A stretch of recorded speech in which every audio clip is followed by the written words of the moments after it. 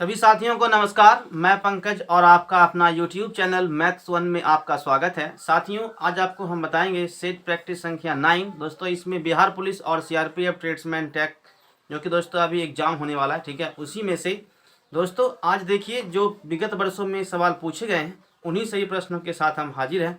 साथियों, इसमें ध्यान से समझेंगे, ठीक है। आज के जो पहले प्रश्न है उसे देखिए। कहता है कि एक कक्षा के छात्र द्वारा, ठीक है, प्राप्त किए गए अंकों का जो साथियों देखिए आज के पहले प्रश्न में क्या कहता है, लिखा हुआ है कि एक कक्षा के छात्र द्वारा प्राप्त किए गए अंकों का अंकगणितीय माध्य आपका 58 है। उनमें से 20% द्वारा प्राप्त किए गए अंक का माध्य 60 है और 30% द्वारा प्राप्त किए गए अंक का माध्य 40 है। बाकी बचे हुए छात्र द्वारा प्राप्त किए गए अंक का माध्य क्या है, दोस्तों आपको बताना है। साथियों, तो सबसे पहले आप इसमें समझ लीजिए, हम कहे कक्षा टोटल मान लीजिए आपका 100 विद्यार्थी है, ठीक है, और इसका जो एवरेज दिया हुआ है वो दिया हुआ है आपका 58। साथियों, हम निकाल लेते हैं टोटल इसमें से कितना छात्र हैं, ठीक है, मतलब छात्रों का जो योग आया है, मतलब कि अंकों का योग, वो निकालने के लिए आप उसमें गुना आपको करना पड़ेगा, ठीक है।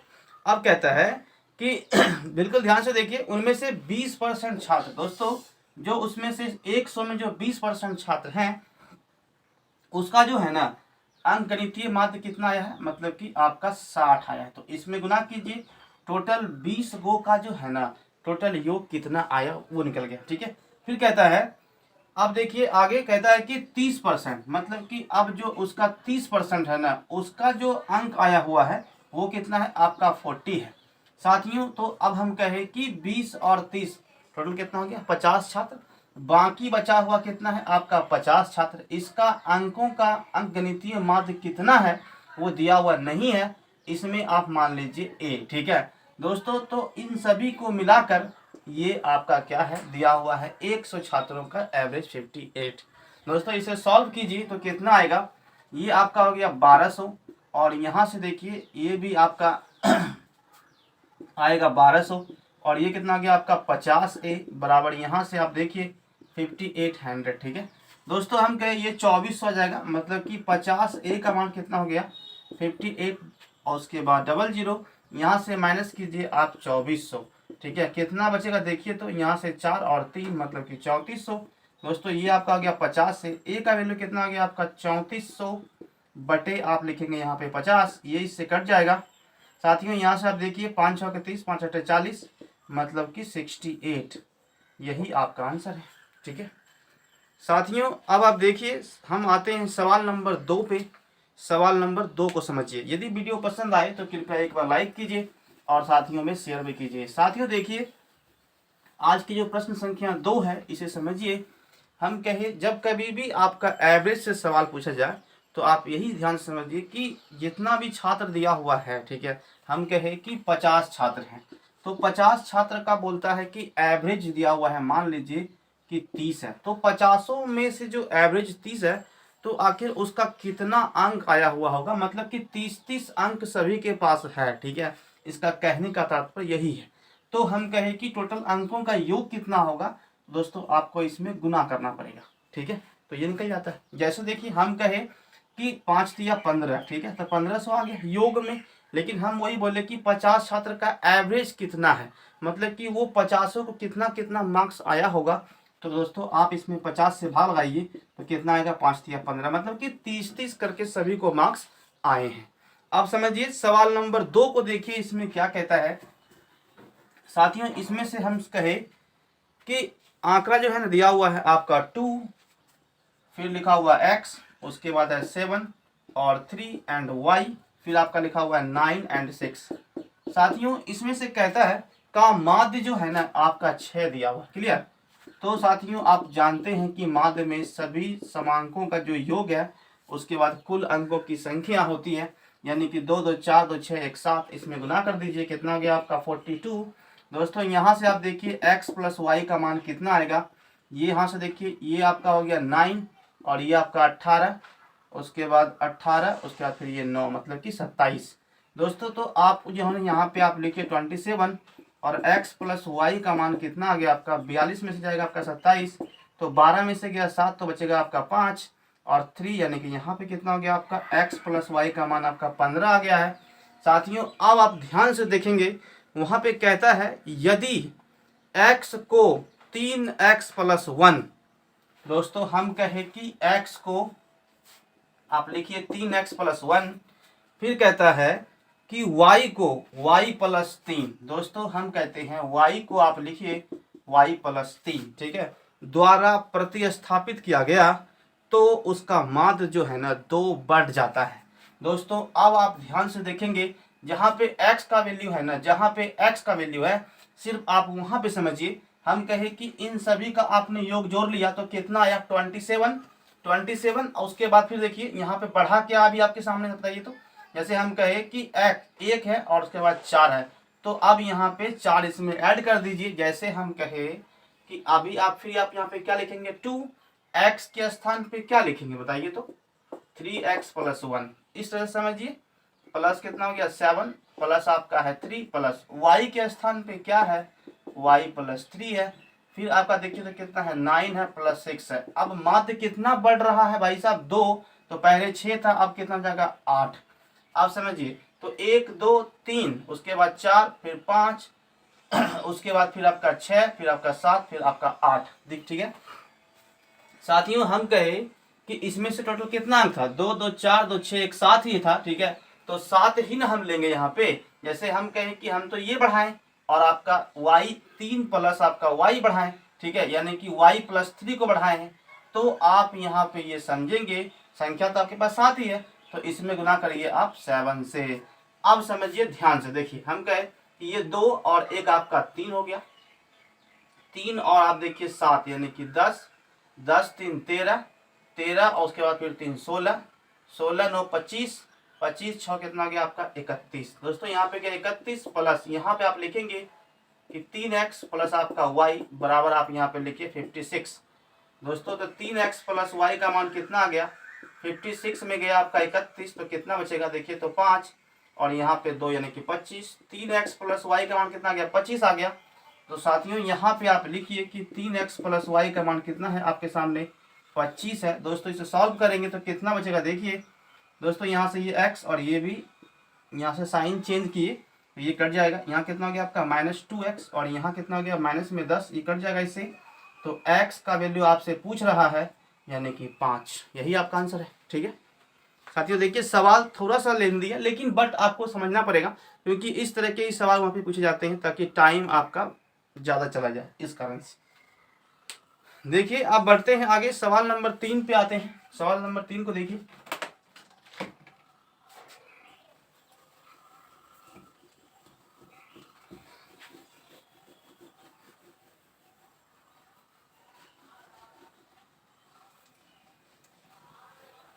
देखिए सवाल नंबर 3 क्या कहता है इसमें। दोस्तों लिखा हुआ है कि दी गई आकृति में, साथ में यहाँ पे एक आकृति बनी हुई है, ठीक है, आप वहाँ पे क्वेश्चन में भी देख लें, ठीक है।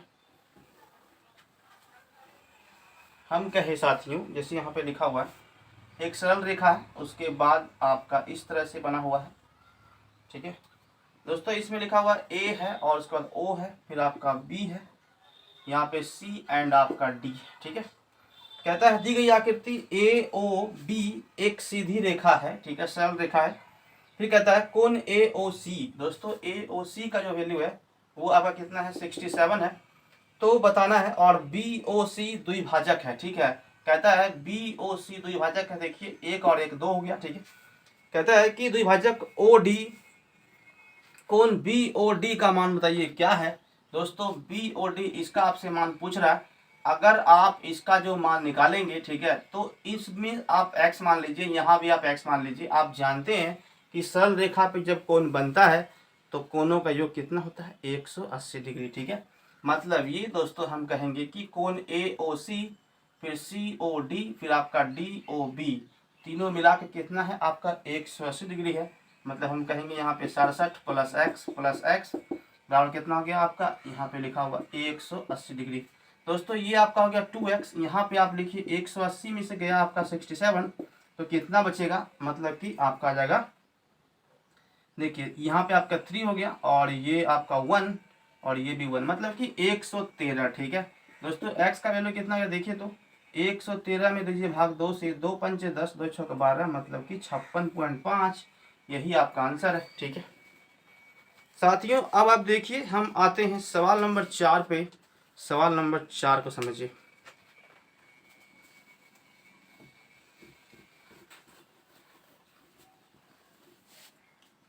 सवाल नंबर 4 में कहता है कि एक वृत्त में जो है ना जीवा ए बी को डी पर स्पर्श रेखा डी ई को स्पर्श करने के लिए विस्तारित किया गया। ठीक है, मतलब दोस्तों इस तरह से फिगर है।